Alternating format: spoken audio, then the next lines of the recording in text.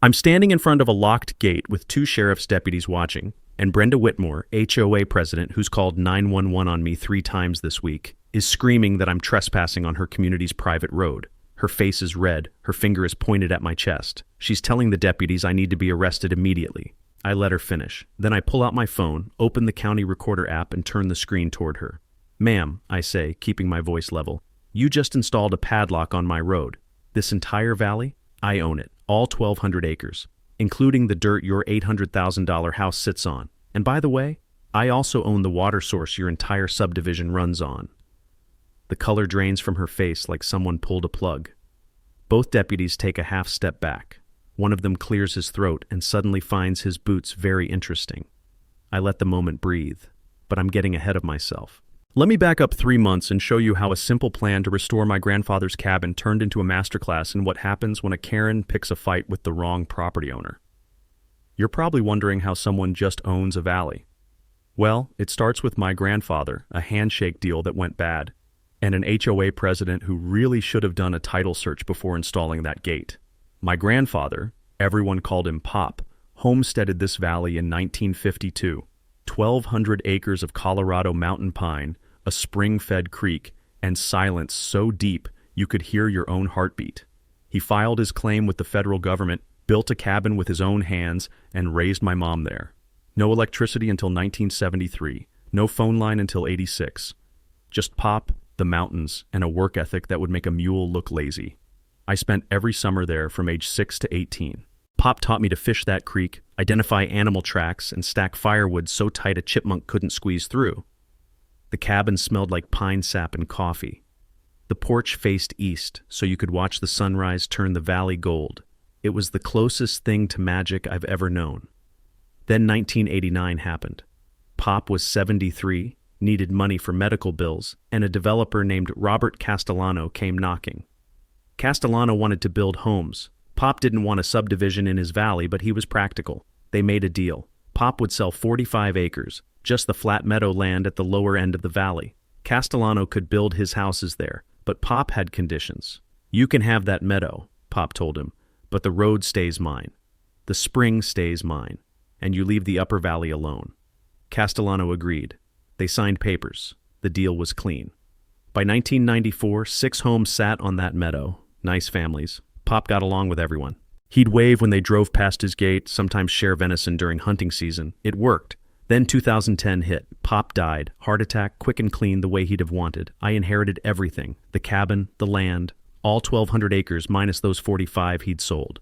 But I was deep in my tech career in Seattle, building cybersecurity systems, pulling 80-hour weeks. The cabin sat empty. I paid property taxes every year, but I didn't visit. 15 years went by like that. 15 years of letting Pop's legacy gather dust. This year, 2025, I burned out. Staring at code until 2 a.m., living on energy drinks and imposter syndrome, I realized I was 30 miles deep into a life I didn't recognize. I needed out. That's when I remembered the cabin. I could work remotely, restore the place, breathe air that didn't taste like recycling.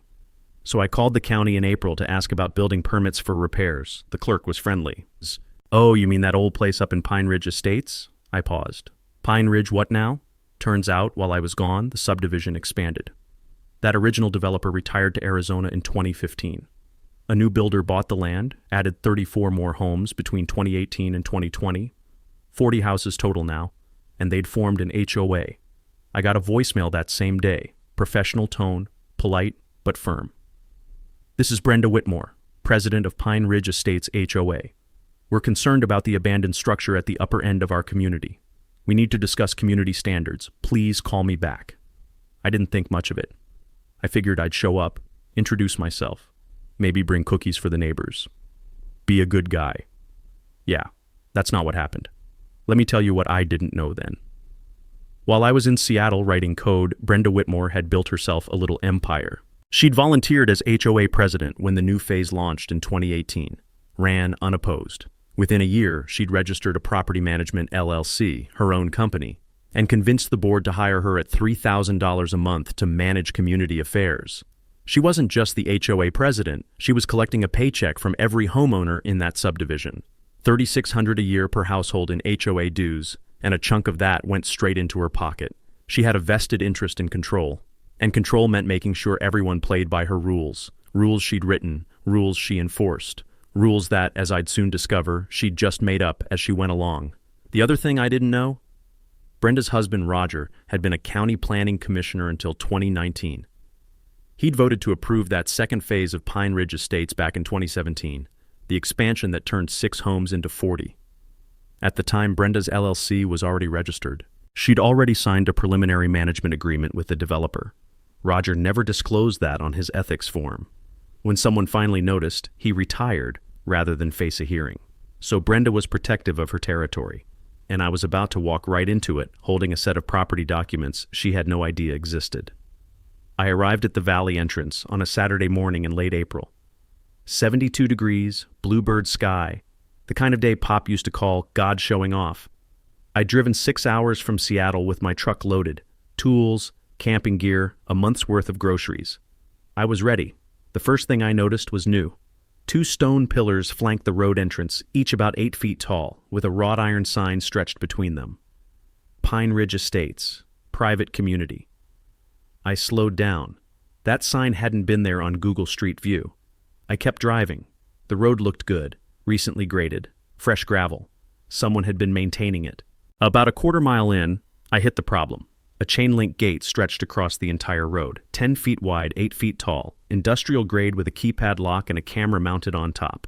A sign, residents only, access code required. No warning, no alternate route, just a gate blocking what used to be open road. I parked, got out, looked at the keypad. There was a phone number on a laminated card zip-tied to the fence. For access, call HOA office. I called, got voicemail, left a polite message explaining I owned property up the valley and needed the gate code. Then I waited. 45 minutes in my truck, windows down, listening to the creek. I couldn't quite see through the trees. Nothing. I tried calling again. Voicemail. I pulled up Google Maps, looking for an alternate route. There wasn't one. The valley's a box canyon, mountains on 3 sides. This road the only vehicle access. I could hike around the gate, but my truck wasn't getting through. I grabbed my backpack, locked the truck, and started walking around the gate. I got maybe 200 yards when I heard the engine. A black SUV came roaring up the road from inside the subdivision, spraying gravel. It skidded to a stop. The driver's door flew open. Out stepped a woman in her late 50s, blonde highlights, white capris, tennis shoes that had never seen a trail. She was already holding up her phone, recording.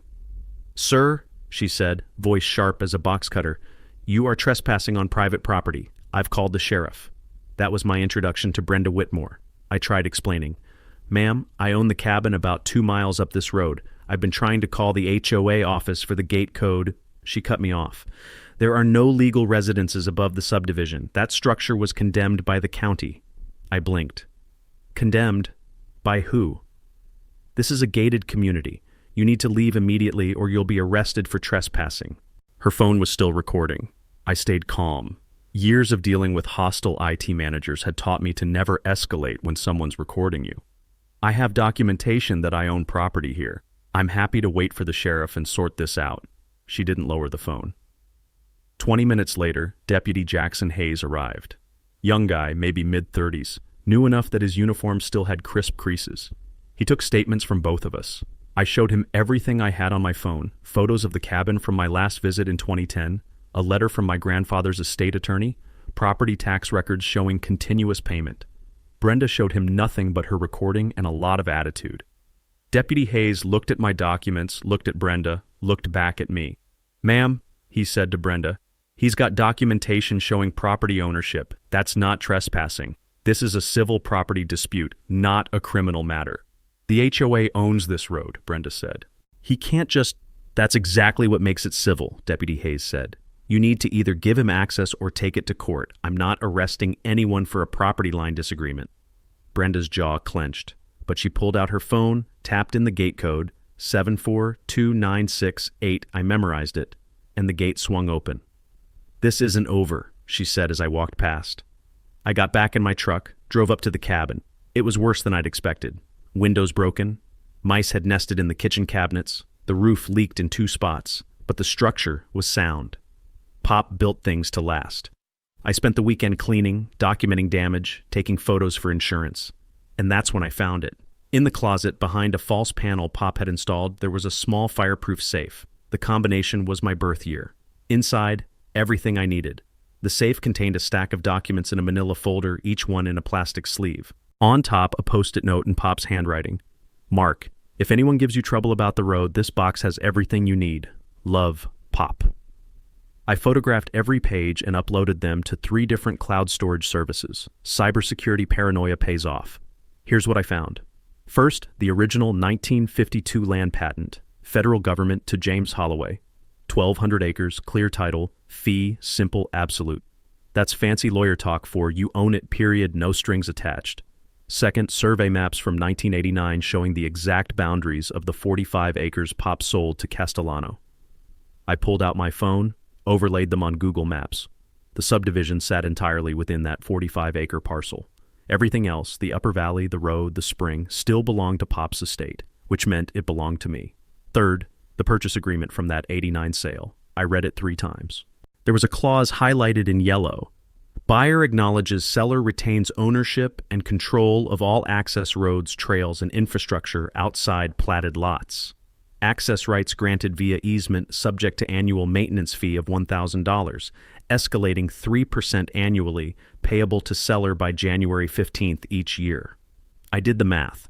From 2010, when Pop died, to 2025, that's 15 years of unpaid fees.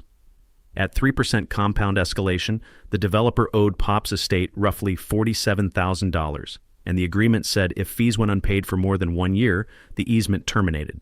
The developer had defaulted. The HOA had no easement. They'd been using my road without permission for 15 years. Fourth, a water rights certificate from 1968. Pop had filed for the spring that fed the creek. In Colorado, water rights work on first in time, first in right. Pop's claim predated the subdivision by 50 years. I owned the water source. I sat on the cabin floor, documents spread around me like puzzle pieces, and I started laughing. It wasn't a nice laugh. Monday morning, I called my mom's old college roommate, Sylvia Chen. She's a real estate attorney in Denver, specializes in property disputes. I sent her photos of everything. She called me back 2 hours later. Marcus, she said, and I could hear the grin in her voice. Do you understand what you have here? I think so. That old rancher just handed you a nuclear option. They've been trespassing on your property for 15 years. They owe you 47 grand, and you control their water supply. This isn't a property dispute. This is checkmate. What do I do? We file a formal notice with the county recorder, documenting your ownership and the easement default. We send certified copies to the HOA and Brenda personally. We give them 72 hours to remove any obstructions from your property, and then if they don't, you take your bolt cutters and remind them who owns that road. Wednesday morning, Sylvia filed the paperwork. Thursday, the certified letters went out.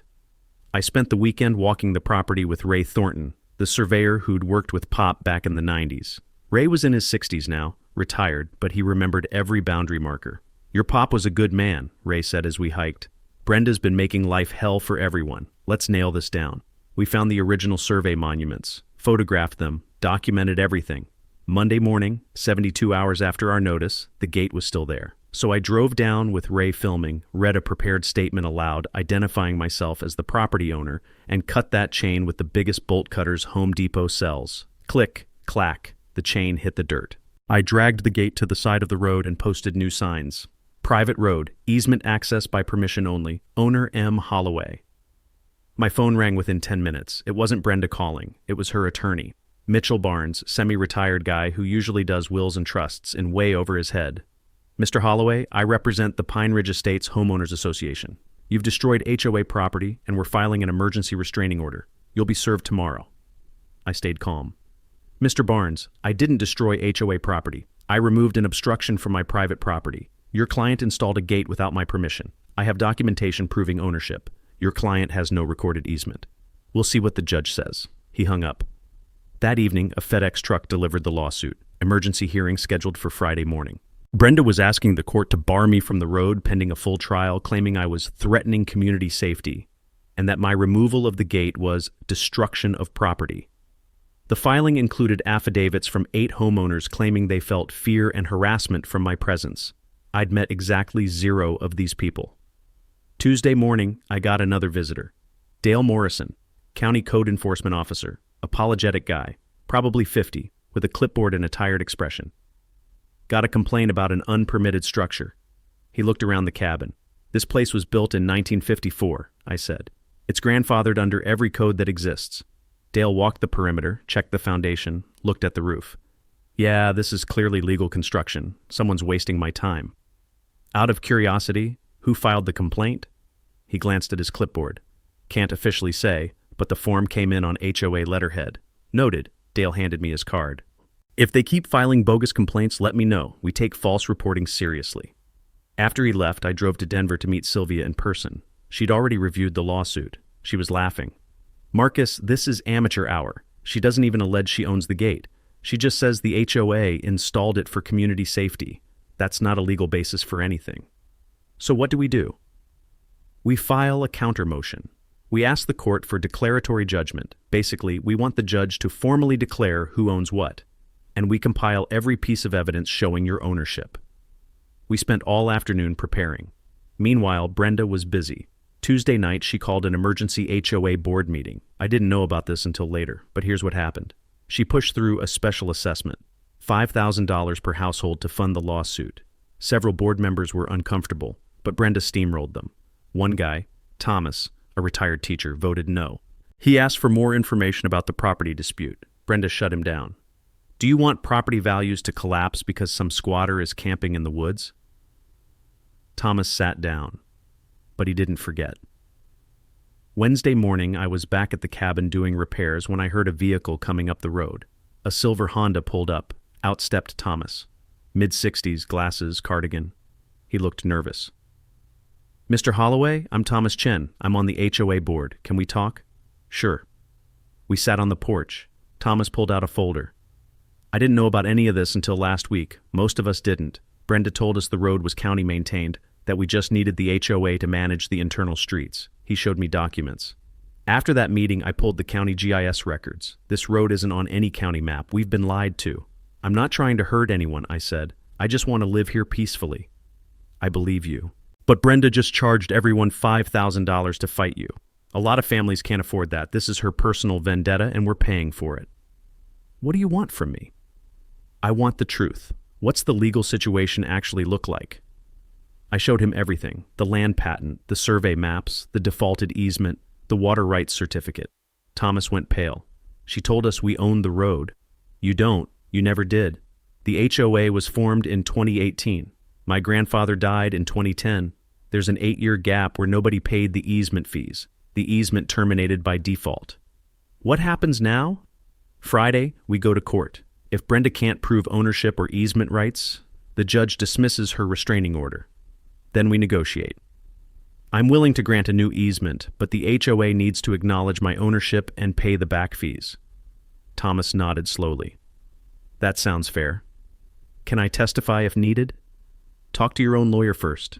But yeah, if you're willing, that'd help. He left. That night, the harassment got petty. Someone, I'm guessing Brenda, called the sheriff's department claiming my truck was an abandoned vehicle on the road. Deputy Hayes showed up for the 3rd time that week. He looked exhausted. Marcus, I'm sorry. She's calling every day.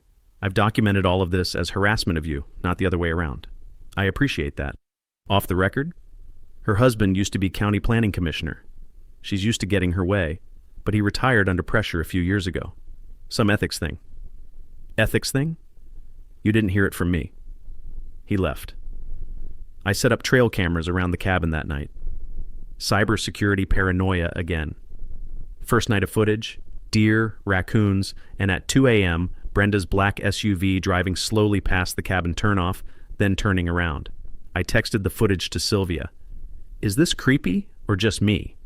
She replied, That's called surveillance. Save everything. She's building a case that you're dangerous. Let her build one that she's unhinged. Friday morning, we walked into Larkspur County Courthouse ready for a fight. Judge Sandra Portman presiding. 30 years on the bench, silver hair pulled back tight, reading glasses on a chain. No-nonsense energy from the moment she walked in. Brenda sat at the plaintiff's table with Mitchell Barnes. I sat with Sylvia. We had 3 bankers' boxes of evidence. Judge Portman looked at Brenda's filing, then at us, then back at Brenda. Miss Whitmore, I've reviewed your emergency motion. You're seeking to bar Mr. Holloway from a road you claim is HOA property. Do you have a deed showing ownership? Barnes stood. Your Honor, the road is within the community boundaries and has been maintained by the HOA for several years. We're relying on implied easement and prescriptive use. Counselor, Judge Portman said, not looking up from the file, that's not what I asked. Do you have a deed or recorded easement agreement? Barnes shuffled papers. We're claiming rights based on continuous use, and so that's a no. Awkward silence. Sylvia stood. Your Honor, we have the recorded deed showing Mr. Holloway owns the access road. We have the 1989 subdivision agreement showing only 45 acres were sold. We have survey maps confirming boundaries. And we have the easement agreement showing it terminated due to non-payment in 2011. She laid out the documents like playing cards. Judge Portman spent 5 minutes reviewing them. You could hear people breathing. Finally, Mr. Barnes, based on preliminary review, Mr. Holloway appears to have superior claim to road ownership. Do you have any documentation showing HOA ownership or valid easement rights? Brenda whispered urgently to Barnes. He cleared his throat. Your Honor, we request a 2-week continuance to locate additional documentation. Judge Portman looked at him over her glasses. 2 weeks to find a deed you should have had before installing a gate? We believe there may be county records that I'm granting your continuance, but I'm denying the restraining order. Mr. Holloway may continue accessing his property without restriction. If you can't produce documentation at the next hearing, I'm dismissing this case and we'll discuss sanctions for frivolous litigation. Gavel. Done. In the courthouse parking lot, Brenda confronted me. Her face was red, hands shaking. You think you're so smart, you'll never win this. I know people. That cabin needs to go and you need to leave. Tell your attorney to call mine, I said. We can negotiate easement terms. I'm not negotiating anything. She got in her SUV and peeled out. That weekend, I noticed activity at the subdivision entrance. Saturday morning, a work crew arrived with equipment. They were installing a second gate, this one at the junction where the Valley Road met the county highway. The new gate was on the 45-acre subdivision parcel, technically on their property, but it also blocked my only access to the county road. I called Sylvia. Can she do this? That's more complicated. If the gate is on subdivision property and she's blocking through access, it depends whether your easement explicitly includes access to the highway. Let me check the '89 agreement. She called back an hour later. The original agreement gave the developer easement rights across the subdivision to reach the county highway, but it's not clear if that easement transferred to you as the remaining landowner. You might need to establish prescriptive easement based on 15+ years of continuous use. So legally murky. Exactly. This is her lawyer's advice. She can't block your road, so she's blocking the exit. It's a technical loophole. By Sunday, the second gate was finished. Heavy steel, keypad lock, camera, sign, private community, residents only, no through access. Monday morning, I drove down to test it. Locked. I called the HOA office. Receptionist sounded nervous. I'm sorry, Brenda said no access for non-residents. I'm not a resident. I'm the landowner of the Upper Valley. Open the gate or I'm cutting it. She said you threatened that. She's already called the sheriff. Deputy Hayes arrived. He looked more frustrated than I'd ever seen him. Marcus, do you have documented easement across their property to reach the highway? I've been using this road my entire life. My grandfather built it. But does it cross their recorded 45 acres? It's all one continuous road. I can't make a civil determination here, and I can't let you cut a gate on their recorded property without a court order. He radioed dispatch. This is a civil matter, no crime occurring. He left. I sat in my truck, stuck for the first time. Tuesday morning, I woke to the sound of heavy machinery. I hiked down to investigate. A construction crew was digging a trench across the road, right at the edge of the subdivision property line. 6 feet deep, 10 feet wide, completely impassable. The foreman saw me. HOA hired us for emergency drainage work. Where's your permit? Lady said it was emergency. Permit's coming.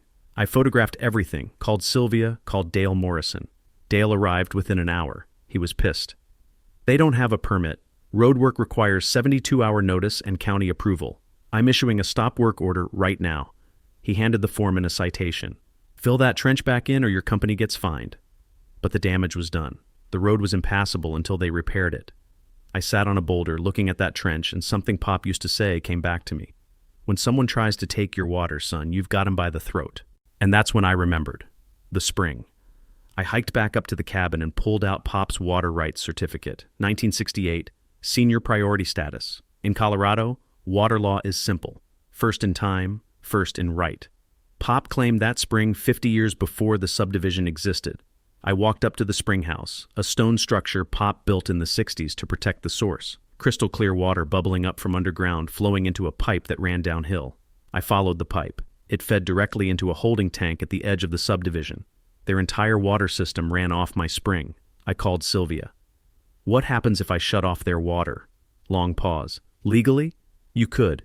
You own the source, you have senior rights. Practically? That's a nuclear option.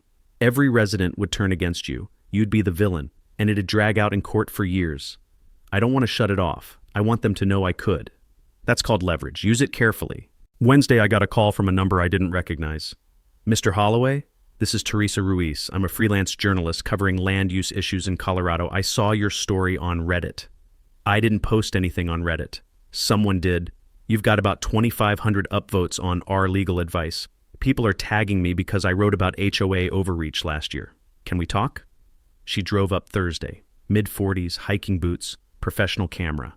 We spent 3 hours going through everything. The documents, the timeline, the gates, the trench. She photographed the property, the survey maps, the water system. This is bigger than your personal dispute, she said. HOAs across Colorado are claiming authority over access roads they don't own. It's blocking historic trails, cutting off public land access, creating private fiefdoms. Your story illustrates the problem perfectly. What do you need from me? Full transparency. Documents, timeline, your side of the story. And I need to contact Brenda for comment. Fair warning, this will escalate things.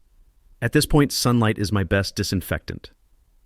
Teresa spent Friday interviewing people. Thomas talked to her. 2 other homeowners talked. They were angry about the $5,000 assessment, angry about being lied to about property ownership. Teresa also pulled public records on Roger Whitmore. Here's what she found. Roger voted to approve Pine Ridge Estates Phase 2 in 2017 while serving on the Planning Commission. His disclosure form listed no conflicts of interest, but Brenda's LLC was already registered in 2016. She'd already signed a preliminary property management agreement with the developer. That's textbook conflict of interest. When the County Ethics Board started investigating in 2019, Roger retired rather than face a hearing. Teresa's article published Friday afternoon. Mountain Land Weekly, online edition. Title: HOA President Blocks Landowner from His Own Property While Profiting from Management Fees. Detailed breakdown of the ownership dispute, photos of the documents, survey maps, county records, a sidebar comparing HOA claims versus recorded deeds. The viral moment was a side-by-side image. Left side, Brenda's letter claiming HOA owns access road. Right side, county recorder screenshot showing Marcus Holloway as owner. Caption: one of these is recorded public record. The other is creative writing. 8,000 shares in 24 hours. Local Denver news stations called for interviews. Comments section exploded. This is why HOAs are tyranny. That Karen messed with the wrong guy. Someone check if she's related to my HOA president because this sounds identical.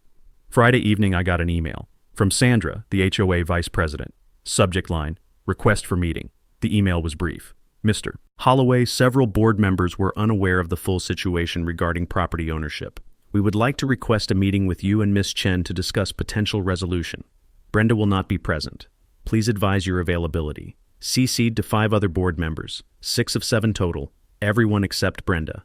Saturday morning, I met with the board at Thomas's house. 6 members present. Thomas, Sandra, and 4 others I'd never met. Everyone looked tired. Sandra spoke first. Mr. Holloway, we owe you an apology. Most of us didn't know Brenda had a financial stake in this. We thought we were protecting property values. She told us the road was county maintained and you were trying to claim it illegally. Thomas added, none of us knew about the water rights, or the original easement agreement, or that your grandfather only sold 45 acres. I looked around the room. These were normal people, retirees, families, folks who just wanted to live in the mountains. They weren't the enemy. Brenda was. Can you walk us through the actual legal situation? Sandra asked. Sylvia, on speakerphone, explained everything. The 1,200-acre land patent, the limited 45-acre sale, the easement that defaulted in 2011, the water rights that predated everything, the HOA's complete lack of legal claim to the road. You could watch their faces fall as she talked. What would a reasonable solution look like? Sandra asked. I'd thought about this. I want to restore my grandfather's cabin and live here peacefully. I don't want to hurt your property values or your quality of life. I'm willing to grant a formal easement for road access, but the HOA needs to acknowledge my ownership, pay the back fees, and we need a maintenance agreement that's fair to everyone. The back fees are $47,000, spread over 10 years, that's $4,700 a year. Split among 40 households, that's $118 per household per year, less than $10 a month. Thomas did the math on his phone. That's less than we pay Brenda's management company per month. Exactly. Sandra looked around the table. Can we make this happen? One of the other board members, a woman named Patricia, said, we'd need membership approval to negotiate, and we'd need to remove Brenda from the process. She's not going to go quietly, someone else said. No, Thomas agreed, but we have the votes. 6 of 7 board members want resolution, and after that article, I think the membership will support us. Sunday, the board called an emergency membership meeting for Tuesday night. Brenda got wind of it and sent an email blast to all residents. She claimed the board was caving to outsider pressure and that I was trying to steal our roads and water. She warned property values would collapse and called for a vote of no confidence in the current board. The community split. Maybe 12 to 15 households sided with Brenda, her friends, people who'd bought into her narrative. But most residents just wanted the fighting to stop. They were tired of assessments and lawsuits and drama. Monday morning, Brenda made her fatal mistake. Desperate, she filed a new lawsuit claiming I was operating an illegal commercial venture. Working remotely from the cabin meant home business meant zoning violation. She also filed a complaint with the county alleging I was running an unlicensed Airbnb. Complete fabrication. I wasn't renting anything. But here's the thing. In her filing, she included photographs. Photos of my truck, my cabin, my property, photos she'd taken while trespassing. She'd just admitted to criminal trespass in a court document. Sylvia spotted it immediately. She's done. We can file criminal charges and use her own evidence. Monday afternoon, Sylvia filed our motion for declaratory judgment in district court. We asked the judge to formally declare, 1. Marcus owns 1,155 acres including the road. 2. The HOA has no easement due to default. 3. Marcus has the right to grant or deny access at his discretion. 4. The HOA owes $47,000 in back fees. We also filed a criminal trespass complaint against Brenda, citing her own photographs as evidence. Hand-delivered copies to Brenda, the HOA board, and the local newspaper. Tuesday evening, the HOA meeting. 7 p.m. at the clubhouse. 34 of 40 households represented. Huge turnout. Brenda tried to take control. Sandra cut her off. Brenda, you're removed as meeting chair due to conflict of interest. You can't do that. I'm president. We're invoking HOA Bylaws Section 8.3. The board can suspend an officer for fiduciary breach pending investigation. Thomas banged the gavel. Meeting proceeds without Brenda as chair. She may stay as a resident, but she doesn't run this meeting. Brenda sat down, furious. The board presented facts, survey maps, timeline, legal analysis. Thomas explained, we've been funding a lawsuit to defend property the HOA never owned. We've spent $67,000 in legal fees so far. Gasps around the room. $67,000 from our reserves and your special assessments. For this, I was invited to speak. I kept it simple.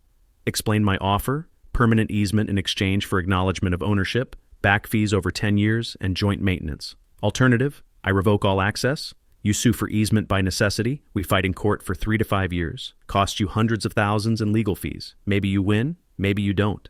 But it'll be expensive and ugly. Someone asked, what about the water? Water access is included in the easement. I'm not cutting anyone off. I just want to live here. Relief rippled through the room. Motion. Authorize board to negotiate settlement with Marcus Holloway per proposed terms. Vote 29 in favor, 4 against, 1 abstention. Brenda and Roger voted against. Brenda stood up, shouting, this is insane. He's blackmailing you. I'm not letting this stand. Sandra, calm. Brenda, you're outvoted. The membership has spoken. Brenda stormed out. You'll all regret this. Settlement negotiations took a week. Sylvia and a competent HOA attorney drafted the agreement. Terms. Marcus grants perpetual easement to HOA residents for road access. HOA pays $47,000 in back fees over 10 years, starting June 1st. Road maintenance split 60-40 HOA to Marcus. Marcus retains right to grant guest access codes. All gates removed except optional gate at Marcus's cabin entrance. HOA acknowledges Marcus owns the valley and water rights. Mutual release of all claims. There was one unusual clause Sylvia suggested. The HOA had to install a historical marker at the valley entrance. Text, Holloway Valley, Ested 1952, homesteaded by James Pop Holloway, protected for future generations. Cost split 50-50. The board approved unanimously. Brenda, no longer chairing anything, didn't attend the vote. Monday, June 2nd, formal signing ceremony at the courthouse. Judge Portman's courtroom, 10 a.m. Present, me, Sylvia, 6 board members, the new HOA attorney. Notably absent, Brenda. Invited but declined. Judge Portman reviewed the settlement. This is how property disputes should be resolved, through negotiation, not endless litigation. Mr. Holloway, your willingness to compromise is commendable. You could have made life very difficult for these families. She looked at the board. You've learned an expensive lesson about verifying property rights before making claims. I hope it sticks. Everyone signed. Judge entered the consent decree, making it an official court order. Media was there. Teresa covering it, 2 local news cameras. Post-signing, a reporter asked, Mr. Holloway, you could have shut off their water. Why didn't you? Because that's not who my grandfather was, and it's not who I am. He believed in being a good neighbor even when others weren't good to him. Any message for Miss Whitmore? I hope she finds peace. Anger is exhausting. The story could have ended there, but Tuesday afternoon, I was at the cabin working on roof repairs when I heard a vehicle. Brenda's black SUV. I stepped outside, wary. She got out. She looked different, smaller somehow, defeated. I need to say something, she said. Okay, I'm listening. She took a breath. I didn't know. When I became HOA president, the developer told me the road was ours. I believed it. Then when you showed up with documents, I looked like an idiot. I told everyone I was protecting them. You could have just talked to me. I know that now. But I needed to be right. I've spent my whole life being the person who fixes things, who's in charge. Roger lost his position on the commission over that ethics thing. Being HOA president was my thing, you know, my identity. I could see it clearly now. Not evil, just proud, scared of losing status. I'm sorry, she said. For the cops, the gates, all of it. I know sorry doesn't fix it. No, but it's a start. What are you going to do now? We're selling the house, moving to Utah, closer to our daughter. Roger needs a fresh start. So do I. I hope it works out. She paused. For what it's worth, your grandfather would be proud, not of the fighting, but of how you ended it. You didn't destroy us. You could have... She got back in her SUV and drove away. I stood there processing, not triumphant, just done. Friday, June 6th, the historical marker installation ceremony. The HOA organized it as a community event. Barbecue, families, kids running around. 35-plus residents attended. Local news covered the positive angle. Community comes together after property dispute. I gave a short speech, kept it simple. My grandfather homesteaded this valley in 1952 because he fell in love with these mountains. He built that cabin with his own hands, raised my mom here, taught me to fish in that creek.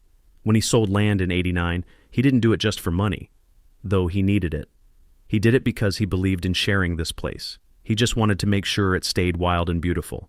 I'm not interested in being your landlord or your enemy. I'm just a guy who wants to honor his grandfather's legacy and maybe make this valley even better for the next generation. So here's what I'm proposing. I announced 3 initiatives. First, conservation easement. I'm placing 800 acres, the upper valley, away from the subdivision under permanent conservation easement with Colorado Open Lands. I retain ownership, but the land can never be subdivided or developed. Protected wildlife corridor, preserved habitat, forever. Second, public hiking trail, 3.2 miles from the subdivision to the mountain ridge, non-motorized, foot traffic only. Open to HOA residents and the general public via permit system. The trail crosses my property but uses an existing path Pop created. Third, the Pop Holloway Memorial Scholarship, $5,000 annually for a Larkspur County graduating senior. Essay topic, conservation and property stewardship. I'm funding the first 5 years personally, then hoping for community donations. The crowd was silent, then applause. Thomas approached afterward.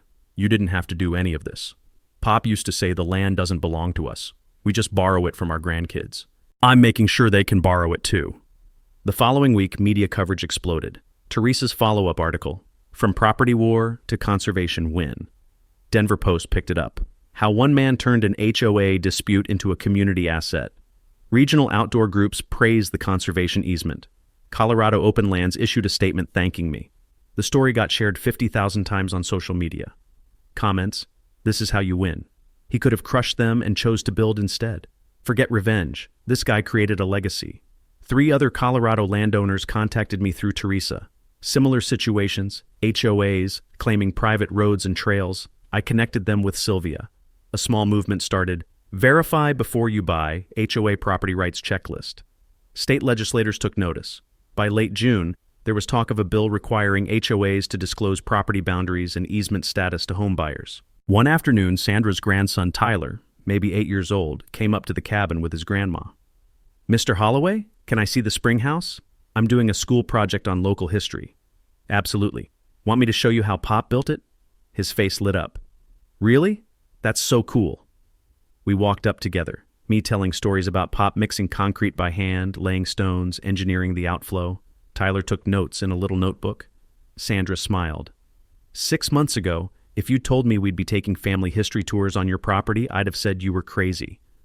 Pop always said the best revenge is building something that outlasts your enemies. Brenda's not your enemy anymore. No, she's just someone who made mistakes, like all of us. We stood at the spring house watching clear water bubble up from the earth, the same water Pop had claimed 57 years ago, the same water that would flow long after all of us were gone. Tyler asked, "Why'd your grandfather protect this place?" "Because some things are bigger than ownership. Some things you're supposed to take care of, not just takey." Late June evening on the cabin porch, sun setting over the ridge, turning the valley gold. My phone buzzed. Email from the first scholarship recipient, Jasmine, high school senior, wants to study environmental science. Her essay mentioned Pop's story, talked about stewardship and conservation legacy. I read it twice, eyes blurring. Pop would have loved her, would have loved knowing his valley inspired someone to protect other places. I thought about Brenda's last words. Your grandfather would be proud. Maybe, not of the fighting, not of the lawsuits or the gates or the conflict, but of this, the protected land, the scholarship, the community that came together after almost being torn apart, the legacy that kept building. I opened a beer, one of Pop's favorites, a local Colorado brew, and toasted the empty chair next to me. "We did it, Pop. Your valley's safe, forever." The conservation easement paperwork finalized on July 15th. I met with the director of Colorado Open Lands at the Spring House. She was in her 50s, gray hair in a braid, boots worn from years of trail work. "This is exactly the kind of private conservation we need," she said, reviewing the boundaries on her tablet. 800 acres of contiguous habitat protecting a wildlife corridor between 2 wilderness areas. You're setting an example. Pop was doing conservation before it had a fancy name. He just called it taking care of the land. The easement allows one single-family dwelling, your cabin, agricultural use, forestry, and recreation. No subdivision, no commercial development, no mining. Even after you're gone, even if this property changes hands, these protections stay forever. Forever, that word hit different now. Pop's cabin would stand, the valley would remain wild. The spring would keep flowing. Long after I was dust, long after everyone in that subdivision was gone, this place would still be here, protected by paperwork and principle. "There's one more thing," I said. "I want to establish public access days, maybe 4 times a year, guided hikes for school groups or families, educational stuff. Teach kids about conservation, water rights, why protecting land matters." She smiled. "We can coordinate that through our volunteer program. You'd be surprised how many people want to learn." By August, the trail was nearly complete. HOA volunteers helped clear brush, install signage. The route followed game trails where possible, minimizing impact. Simple wooden markers every quarter mile. Ray came up to survey the final route, certify it met county requirements for public access. "Your grandfather would get a kick out of this," Ray said as we walked. "He spent years keeping people out, and here you are inviting them in." Different times, Pop needed solitude, but the world needs wild places now more than people need private kingdoms.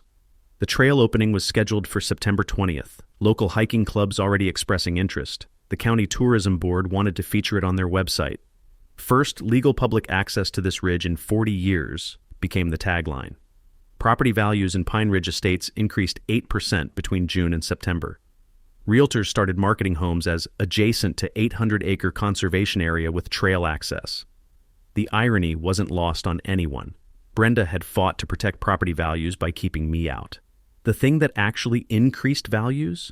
Letting the valley be protected and shared. Sandra emailed me the market analysis with a note. Turns out protecting the valley was good for everyone. Who knew? I printed the article, Hung it in the cabin with a caption, "Brenda was right about property values, she just didn't know how." July bled into August. I settled into a rhythm at the cabin. Remote work in the mornings, cybersecurity consulting, teaching companies how to not get hacked. Afternoons hiking, fixing up the property, learning to live at Pop's pace instead of Seattle's. Thomas stopped by weekly to help with repairs. Genuine friendship forming. We rebuilt the porch railing together, replaced rotted deck boards, rehung the door that had been sticking since 2008. Deputy Hayes came by off duty one Saturday. "Just wanted to see how you're doing, and yeah, okay, I heard the fishing's good here." I took him up to the creek. We caught 4 rainbow trout, threw them all back. He told stories about growing up in rural Montana, why he became a cop, how refreshing it was to see a dispute end in handshakes instead of handcuffs. "You handled that whole thing right," he said. "A lot of guys would have gone scorched earth. You built a bridge instead." Pop used to say you can't live in a place you've burned down. The scholarship fund grew beyond my initial investment. Local businesses chipped in matching donations. By mid-August, the first year's fund hit $12,000. The school district superintendent called personally. "Mr. Holloway, this is remarkable. Most scholarships are $200, maybe $500. $5,000 is life-changing for these kids. Pop never got to go to college. Now he's sending kids there. That's the win." September 20th arrived, trail opening day, ribbon-cutting ceremony at the valley entrance, under the historical marker. 100+ people showed up. HOA residents, hikers, county commissioners, school district reps, Colorado Open Land staff, reporters. I gave the first family their trail map. Dad, mom, 2 kids maybe 6 and 9. The father shook my hand. "My family's lived in this county 30 years. We've never had legal access to this ridge. This means everything. Enjoy it. Respect it. Bring your grandkids someday." I watched them head up the trail, kids racing ahead, parents laughing. That image, that moment, felt more like victory than anything that happened in a courtroom. Thomas approached with a group of residents. "We wanted to say thank you for not making us the villains in your story." "You were never the villains. You were just people who got bad information from someone who needed to be right more than she needed to be truthful." Sandra added, "The board voted last week. We're putting the first 5 years of scholarship matching funds in the HOA budget. $250 per household, voluntary opt-in. We got 38 of 40 households participating. I did the math. 38 times 250 times 5 years. $47,500. The exact amount they owed me in back easement fees, coming back as scholarship funding. That's full circle," I said. "That's community," Sandra replied. Late September, first scholarship essays came in. 53 applications. Kids writing about conservation, stewardship, what it means to protect something for people you'll never meet. I read every single one, cried reading about half of them. Jasmine's essay stood out. She wrote about growing up poor in Larkspur County, watching wealthy people buy up land and gate it off, feeling like the mountains were being stolen from people like her. Then she wrote about Pop's story, about a man who shared his land even when he didn't have to, about a grandson who could have taken revenge but chose legacy instead. Mr. Holloway showed me that property ownership isn't about keeping people out. It's about protecting something so valuable that you invite people in to appreciate it. That's the kind of environmental scientist I want to be. The scholarship ceremony was October 3rd, high school auditorium. I presented Jasmine with the check, $5,000 plus the community matching funds, $7,500 total. She hugged me, crying. Her mom hugged me, crying. I barely held it together. "Pop would have loved you," I told her. "You get it, that's what matters." After the ceremony, I drove back up to the valley, stopped at Pop's grave in the small county cemetery. I'd visited a few times over the summer, clearing weeds, leaving flowers. I sat on the grass next to his headstone. "Hey, Pop, figured you'd want an update. Valley's protected. 800 acres, conservation easement forever. Nobody can subdivide it or pave it or wreck it. Your spring's still flowing. The cabin's solid. Fixed the roof, replaced the boards you always meant to get around to. Started a scholarship in your name. First kid just got $7,500 to study environmental science. She's brilliant. You'd like her." The HOA situation worked out. We negotiated. They're good people now that Brenda's gone. Trails open. Families are using it. Kids are learning why places like this matter. I think you'd be proud. Not of the fighting. I know you hated conflict, but of how it ended. We built something, Pop. Something that'll outlast both of us. Wind moved through the pines. Sounded almost like an answer. I drove back to the cabin as the sun set, painting the valley in gold and purple. Home, finally. October, 6 months after that first locked gate. I'm sitting on the cabin porch with morning coffee, watching mist rise off the creek. My phone buzzes. Email from Teresa. She's forwarding a letter that came to her office, addressed to me. It's from Brenda, postmarked Utah. Short note, saw the news about the scholarship. That's a good thing you're doing. I'm sorry I made it harder than it needed to be. I hope the Valley treats you well. B. I don't respond, but I keep the letter, not for forgiveness. Just closure. If you're dealing with an HOA, a Karen neighbor, or anyone who thinks their authority trumps your rights, here's what I learned. First, document everything. Every email, every conversation, every threat. Obsessively. Second, know what you actually own. Get a survey. Get a title report. Don't assume anything. Third, find good people. Sylvia, Ray, Deputy Hayes, Thomas. I couldn't have done this without them. Fourth, play the long game. Brenda won some battles, but she lost the war because she fought with anger instead of strategy. And finally, when you win, build something. Don't just tear down your enemy. Create something they can't destroy. Pops Valley is protected now, forever. No matter who comes next, no matter what HOA tries what stunt, 800 acres are safe. That's a win. If this story resonated with you, share it.